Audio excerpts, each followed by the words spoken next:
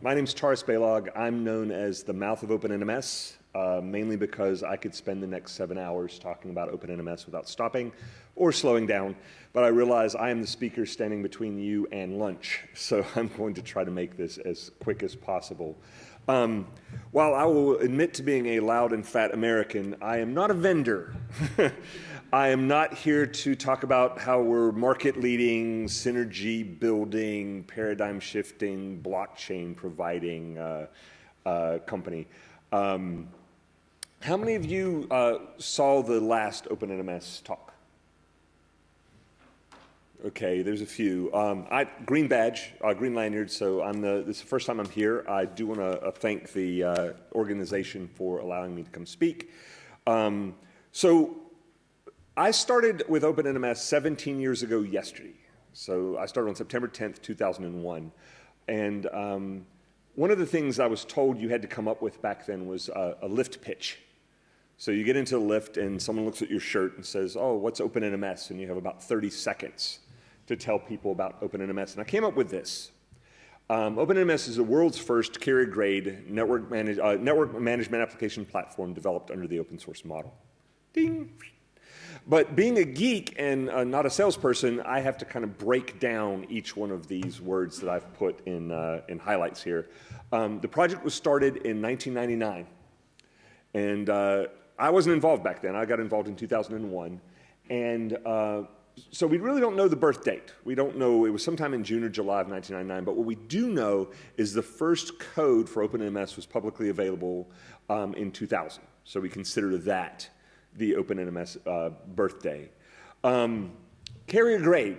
A lot of projects, especially open source projects, start out because someone has an itch to scratch. And so they might write a little script or something and go out and monitor something. And then, oh, that's pretty nice. You can monitor this one device. What about 10 devices? And that works okay. And then you get to 100 devices, and that's kind of, that kind of doesn't work. And so they end up rewriting it, and they keep rewriting it and rewriting it.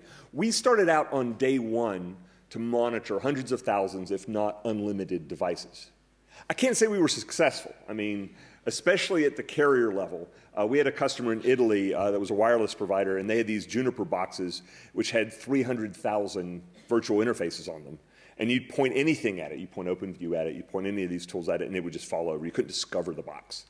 But because of that experience, we've rewritten the code so that we can now do a lot of this stuff and manage these large number of devices. We have instances in production right now with hundreds of thousands of devices on one instance. We collect billions of metrics a day from certain customers. We can handle tens of thousands, in some cases hundreds of thousands of events a second. And we also have this ability to distribute OpenNMS, which I'm going to talk about a little bit later. So world's first carrier-grade application platform. This is probably the most important slide in my entire presentation. OpenNMS is a platform. When you download certain software, you install it, you launch the interface, and you click, click, click, and you expect it to do certain things. And OpenNMS, to a large degree, does that. If you download OpenNMS, install it, and go, you can do a lot. But where it really shines is when you start customizing it. My wife hates it when I do this, but my wife works in finance, and I joke that she manages a $2 billion budget using Excel. Now, the fact of the matter is she has tons of tools. They buy a lot of expensive proprietary tools, but they generate Excel files. And so a lot of her job is manipulating Excel files. If I went and bought a copy of Excel and then called up Microsoft and said, hey, where's my budget? They'd just kind of laugh at me. What do you mean? You have to build it. And that's kind of a key point with OpenNMS. It's free software. It's not a free solution. So you do have to invest some time in it. But once you do, you'll learn to love it because we do design it as a platform. So there's tons of APIs. You can integrate it into a lot of the rest of your functionality. And then finally, it's open source. 100% of everything I'm talking about today is available for you to download, modify, and use with no cost, no financial cost. It will take you a little bit of time to climb the learning curve. Okay, so our goal is scalability, and we call it millions of devices, billions of metrics. And so today I'm here to talk about 3 new features that have come about since the last time OpenNMS was presented here. One involves a new time series database for storing performance data.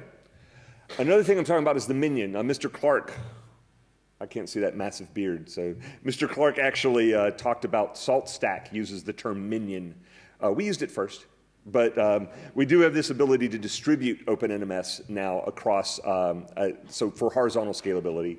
And something really cool, a new feature called OpenNMS Drift, which is for analyzing telemetry data.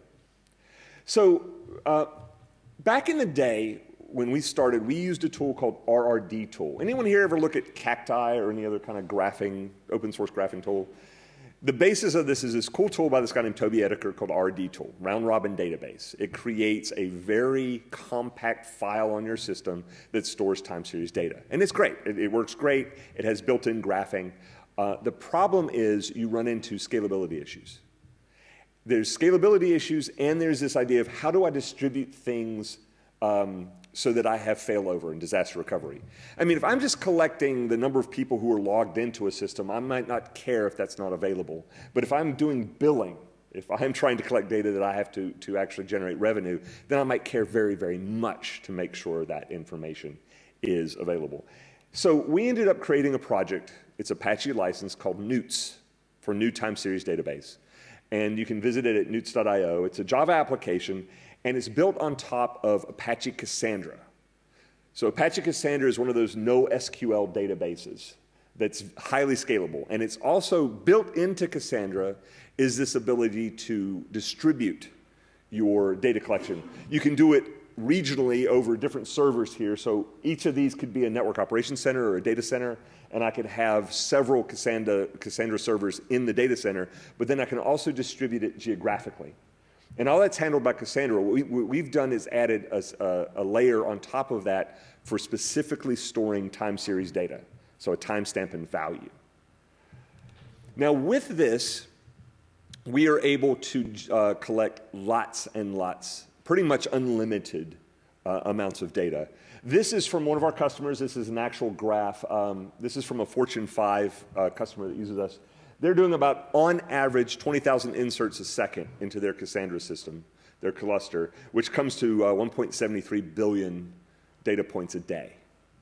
Now, this isn't inexpensive. I mean, I think they're using a 15-node Cassandra cluster. But I like problems that you can solve with money. I mean, a lot of people don't, but at least I can go to someone. I don't know if you've ever done consulting. You'll be at a customer site, and you'll say, well, what kind of data do you need? And they will want the world. They will want, discards, packets, errors, all of this stuff. And you go, great, that'll be £1 million for the software, the hardware. And it's like, oh, well, maybe I don't need all that data. Maybe I can get by with just errors and bandwidth. And so I like problems that you can throw money at. And so we have been able to now pretty much provide carrier-level metrics for performance data. Now, one of the things we relied on with RRD tool was graphing. And one of the reasons it took us a while to move away from RRD tool was the fact that we needed a graphing library. So we wrote a JavaScript graphing library called backshift, which allows you to analyze the data that comes from Newts. Now, if you're actually using RRD tool, and there's nothing wrong with that, I still use RRD tool on my production systems, you can choose to use backshift. And it creates a kind of a more modern graph, and you can mouse over. Like, you can't really see on the screen here, but that peaks out about 60 meg, or excuse me, 60, I think it's 60 meg, 60 gig. We have a peak there. And so that allows you to analyze that a little bit better. So now that we have this ability to store as much data as we can collect, we need to deal with collecting the data. The man from Carrero mentioned there's sometimes adding more cores doesn't fix your issue. And that's one of the things we realized is that when you're starting to do a tremendous amount of monitoring, you can't necessarily always do it from one server. So we've come up with OpenNMS Minion. The Minion is a small piece of code that will sit on any kind of box. It will run on a Raspberry Pi, but it's kind of experimental. I personally run one at my house on an Intel NUC, but there's a lot of these small devices. I don't know if anyone here uses pfSense for a firewall, but you can stick OpenNMS on the Minion on a pfSense box. And the whole idea is to distribute the monitoring. And we add the location where you're monitoring into the information. So especially if you're monitoring customer networks where they've used a private IP address, say the 10 network or the 172 network, you can actually have multiple duplicate IP addresses now that are differentiated by the location. You can also have multiple minions in a given location for failover. And the minion is as close as we come to an IoT device. It is stateless. So you can turn it off, turn it back on, and you don't necessarily have to worry about losing any kind of information. We wanted it to be very much set and forget. And so that allows us to focus more on just making sure that the back-end server is correctly configured and maintained. When you set up a minion, you need 5 things. You need to have a username and password to access the OpenNMS server. At the moment, you need to be able to access the REST API for OpenNMS for some configuration. We are looking in the future to get rid of that because that's just an extra port. And the other thing you need is a broker. So we use a messaging system. All of the minions use something called a competitive consumer queue. So they all talk to the OpenNMS server and say, hey, is there any work that I need to do? Do I need to do a service test to see if a service is available? Do I need to collect data? Do I need to manage other events? And so if you have multiple minions, they can do that. You also set the location. So when you set a location, if multiple minions have the same location, they will look for the queue to see if there's any work for them to do. We actually had a funny instance. We had a user who was complaining. They said, hey, OpenNMS is telling me my server's down 50% of the time. And I know it's up 100% of the time, so what's going on? Well, they had 2 minions in the same location, and they had a firewall rule that only allowed 1 minion to talk to the server. So on average, the other minion that couldn't talk to the server would say, I can't reach it, it's down, and would report it as down, and then a few minutes later, or 30 seconds later, another poll would happen, and it'd say it's back up. And so it was kind of funny to actually test that out. Now, I want to talk for a second about this messaging broker, because there's a couple of choices you can use. Built in, we use ActiveMQ. It's easy. It's good for high latency situations, so especially if you have distributed devices that may be over shoddy circuits. I've been told to tease Neil about OpenReach, but let's say you're out there in a rural area and you need to actually have some latency. ActiveMQ works fine. But are any of you using Kafka in your environments? So Kafka is a new messaging broker. We're dealing with a very large retail company in the United States that is a big Kafka fan. Well, you can also use Kafka as a broker. And one of the nice things about Kafka is it's very scalable, and it's easy for third-party applications to consume the data that OpenNMS is creating. Like I mentioned, we're an application platform. And so the goal is, can we get your infrastructure data in a way that's very, very usable, even if it's outside of OpenNMS. I have a minion at my house. I live on a farm. I'm actually, unfortunately, this is my first time in Scotland, and I was actually looking forward to spending a few days here. I'm leaving tomorrow. There's a hurricane coming, and apparently it's supposed to pass right over my house. So my house is called Sortova Farm. My very first company was Sortova Consulting Company. Get it? Sort of a consulting company. So we have just sort of a farm. And I used to run an instance of OpenNMS at my house. And that was kind of a pain because I had to, it was a different application. I had to manage it. I had to manage disk space and everything like that. So instead now I just have a minion. And it talks to our production instance in the office. And as you can see, I have a number of devices. I have what I call the LAN of things. I don't have the Internet of Things. I do have a bunch of cameras on my farm, but I block them from reaching the Internet because, yeah, I bought them from China and the software hasn't been updated in years. They don't use the default username and password, but at least I can reach it on the LAN and it can't reach out. And all of these things are able to be discovered even though I have a private network. And one of the nice things is the minion will actually do things like local DNS resolution. because quite frequently the OpenNMS server, which you could run in AWS or Azure, may not have access to your custom DNS in your site. Well, the Minion will, so it will resolve all these names automatically. So I've talked about Newts, time series database that's highly scalable, talked about the Minion, and the Minion allows us to distribute OpenNMS services out across the network. The final thing to talk about is OpenNMS Drift. All the cool kids are using this, they keep talking about telemetry data. Now, I'm old and old school. I like SNMP. I think most of the people who complain about SNMP. And it's like, I do. SNMP is a great protocol. The vendor implementations suck for a variety of reasons. And all the cool kids are moving to a different platform, such as telemetry information.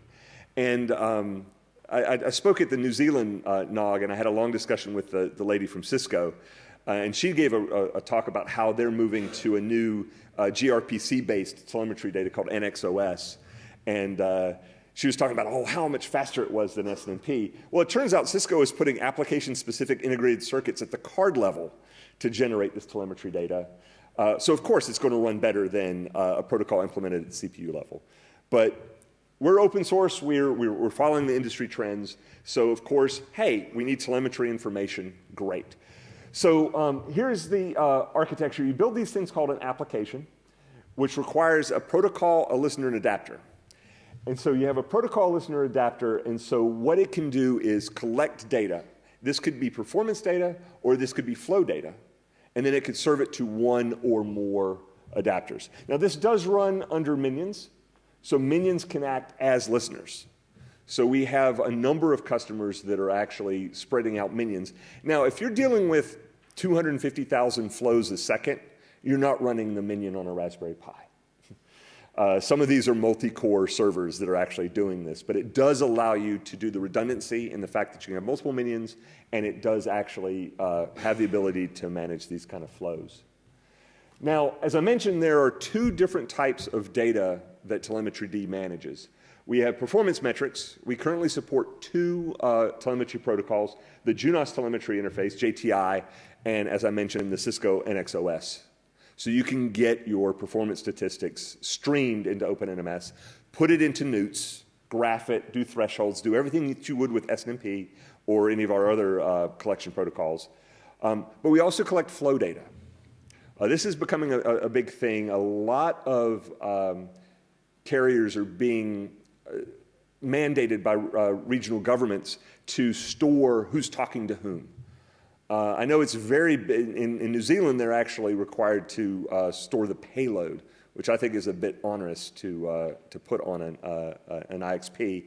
But, and I'm not sure what the case is in the UK. But what telemetryd allows us to do is use either IPFX, NetFlow 5 or 9, or SFlow data, and we store that. And the way it works is we create a flow document. So it includes various fields. So it tells you how much was in the flow, the source and destination, who originated it, et cetera. And then we store that in an Elasticsearch database. So basically what happens is we receive and decode the flows, and we put this into a thing called the classification engine, which allows you to classify the flows in various different ways. We send that information into Elasticsearch, and then you can either look at it using our a built-in tool we call OpenNMS Helm, or you could use it with Kibana, which is the Elasticsearch visualization tool. So I don't know if, I talked about RD tool, and everyone used to use RD tool. Well, there's a new open source tool out called Grafana. Anyone use Grafana? It's really cool. It's a great graphing tool. Well, we were the first third-party provider for Grafana, and we also added a tool called OpenNMS Helm that allows you to do various things from within the Grafana dashboard. And so here's some pictures. So you can set up applications, and you can generate, you can define what constitutes an application, and then you can get how much data is being consumed by each application, and then you can also talk about conversations. So you can see who's using up most of your bandwidth, where the conversations are. And as I mentioned, I think in production, we're around 100,000, 120,000 flows per second. Although we've tested it out, we're pretty certain we can, with the existing hardware and software, that we can handle easily 250,000 flows for a single minion or device. So that's a lot of information. In the future, we're constantly under development. We do a release a month. And one of the things we're dealing is called OpenNMS Sextant, which allows us to do alarm correlation. One of the few buzzwords I will bring up is machine learning. I went to a presentation and sat about 10 minutes into the presentation on machine learning. I raised my hand. I said, "Excuse me, is this linear algebra?" I'm old, and we called it linear algebra, not machine learning. And the presenter said, "Yeah, pretty much, it's linear algebra." But we're actually able to do when we deal with alarms, which are basically specific events within the system. If you end up getting an alarm storm, it'd be nice to categorize them. And so what Sextant allows you to do is categorize alarms into what we call situations. And the idea is that your network operations staff would work toward managing situations versus having to focus on individual alarms. And while this work is undergoing, you can actually download OpenNMS with Sextant and play with it now. We do have a certain level of unsupervised machine learning that will actually help create those situations. And then finally, I wanted to talk about OpenNMS Sentinel. I mentioned that our goal was virtually unlimited devices for monitoring.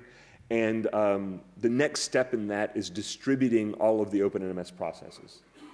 OpenNMS is written in Java, and so almost all of our processes are classified as daemons. And the ability is, can we take these daemons and distribute them across multiple servers? So the first one we're working with is telemetryd. Again, the ability is we want to be able to manage this telemetry data and flows at scale.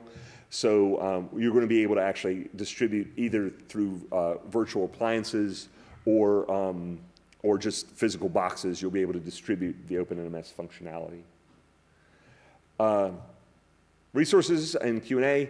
So as I mentioned, it's an open source project. We do have a fairly active community in the UK. Dr. Craig Gallen, who has a white lanyard, has spoken here before, and there are a number of people in the area who use OpenNMS.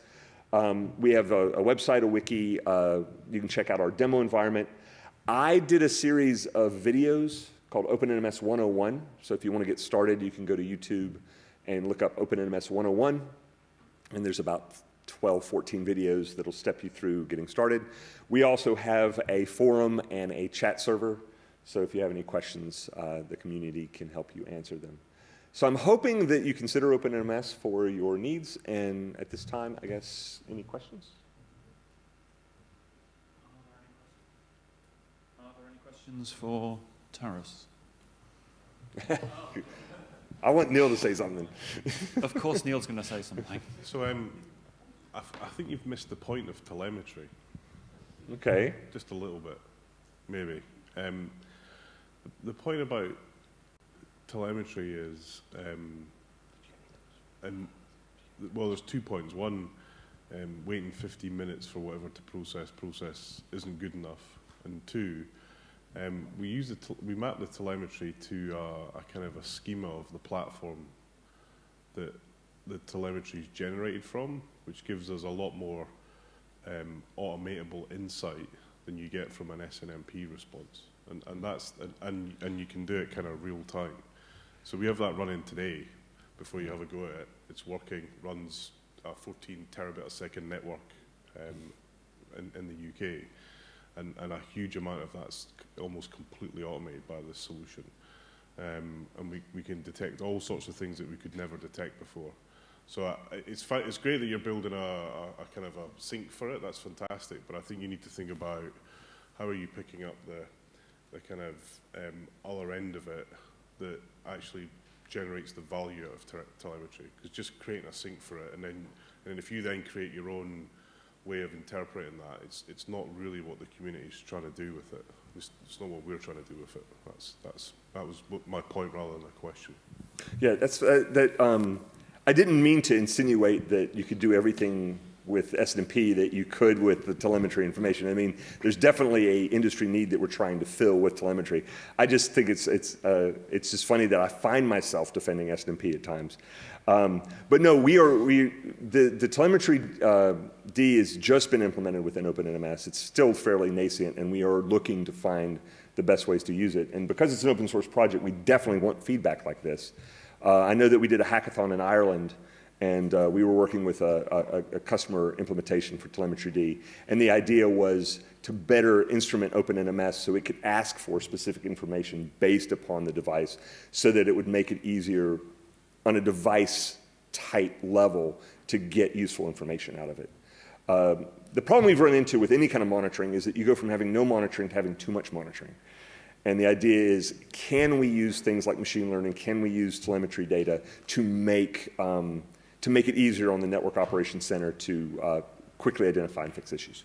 Well, the goal is not to have an operations center. True. That's the goal. Well, I meant to throw out the term automation, but because OpenNMS, we've spent a lot of time on our APIs, and the whole idea is to automate this. We have chef recipes, we have Puppet setups. You can do a lot with OpenNMS as far as in deployment, and it is to automate as much as possible. But I'm sorry, I still believe that nothing can replace a human being at actually determining in a quick manner that there's a problem in resolving it. Our goal is to give the tools to those people. Okay, for those people, fantastic. I think there was a question somewhere over there. Hi, it's John Dickinson from Swindon. Hi. I just wondered, Newts, is that customized to your sort of data set, or is it a general purpose? It's general purpose. Right, okay. Yeah.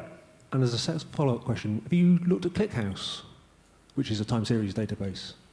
I'm not familiar with it. We've looked at things like InfluxDB and things, and there's a number of different tools out there. Newts was started about 4 or 5 years ago when there was nothing. We've looked at InfluxDB. The problem that we have, and what a lot of open source organizations struggle with, is the business model. And with DataStax and InfluxDB, what they've decided to do is, well, if you want replication and you want this, well, that's closed. And you know, we have a bizarre business model. It's called spend less money than you earn. I don't know if it'll catch on in the tech industry, but no one's come to us and said, we want this. Right. But the way we design our code is everything's abstracted. Like, when we used to have a tool called JRobin, which is a Java port of our RD tool, and when we supported JRobin, we just abstracted data collection from storage and analysis. So when we did Newts, it was fairly simple for us to say, okay, well, here's just another data collection strategy. So we could add one for Influx for any other data storage out there. We just haven't had a customer, or we haven't had anyone step up and sponsor that development yet. Okay, well, just to say, it's very, very fast.